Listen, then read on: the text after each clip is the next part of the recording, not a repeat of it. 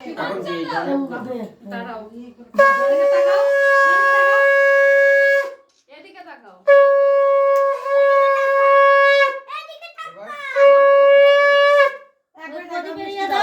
তাকাও হ্যাঁ ঠিক আছে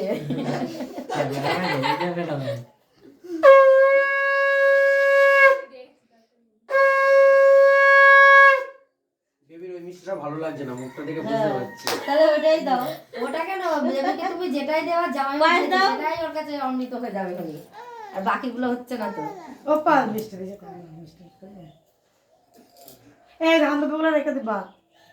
আরে সেই ননদপুরে তো এইসব করে না। আরে বেশি করে খাস, কি তাই জানি খেতে না, লাস্ট খাওয়া এটা খা রে, অতগুলো মিষ্টি খেয়ে। আমাদের এই বাড়িতে কিরম কি নিয়ম আছে বৌদি বলে দিচ্ছে।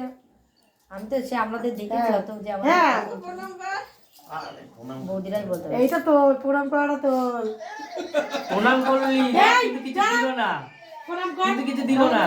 এই পড়া ভালো করে সুন্দর হবে বাবা ওখানে যা ফটো তুলতে সবাই যা বোঝা ওই পুজো দিলে এইগুলোই ভালো দেখো।